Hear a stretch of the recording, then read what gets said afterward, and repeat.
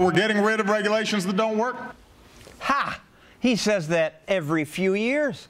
I so wanted to believe him when I heard it the first time, but he never does it. It's not just President Obama. None of the overlords do it. President George W. Bush, who people called a deregulator, actually hired 90,000 new regulators. It's always more. Here's a graph that shows the increase in pages of federal regulations. Today, there are 175,000 pages of rules that all of you are supposed to obey. And that's what 175,000 pages of rules looks like. Have you read all those to make sure you're not breaking the law?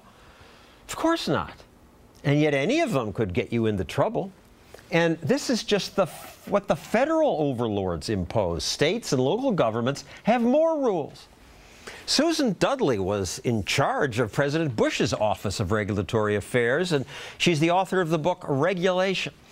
You didn't get rid of many regulations, did you? No, I didn't. Why not? The pressure to regulate is intense. That's what regulators do, and we never look back to see whether it's working or whether there are things we could remove from the books.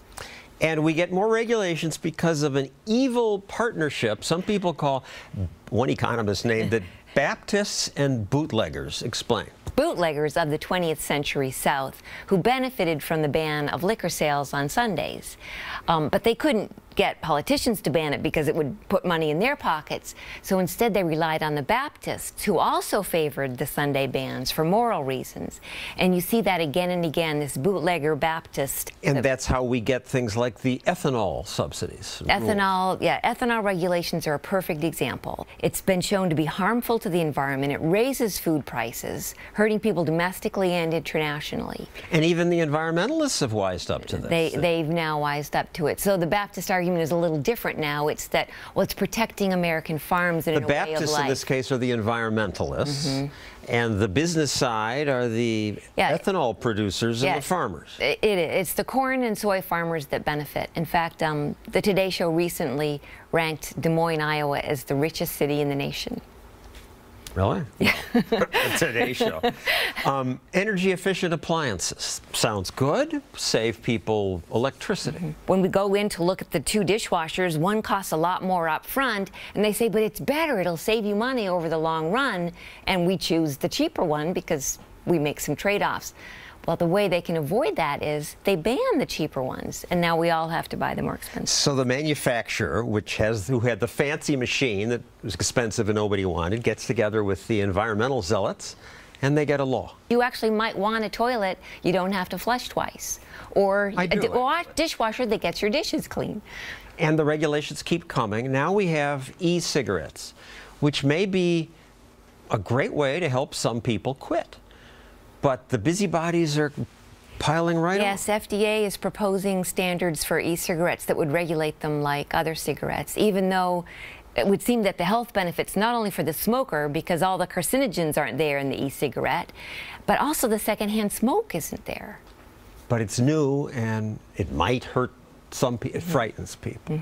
And then the overlords bring us the stupid rules, like it's illegal to own a small turtle. Yes, turtles under 4 inches, you might put them in your mouth and get salmonella. Therefore, they're banned. That's really the FDA's rationale. You'll put it in your mouth. Yes. Yeah. Why would you put it in your mouth? Wouldn't you think if you put a turtle in your mouth, you get what you deserve? And until last year, the regulations said that they would come and kill your turtle if it was under 4 inches. Okay, then there are confusing regulations. The FDA regulates frozen cheese pizza, but the Agriculture Department regulates pepperoni pizza? Yes, meat pizzas are regulated by one agency and cheese pizzas by another.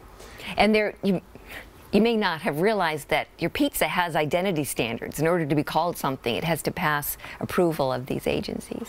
And this allows the overlords to lawyer up and spread work to all their colleagues. You know, it's complicated because they're from age-old statutes. And so they just accumulate, and often the accumulation doesn't make sense, and it goes back to your pile of regulations.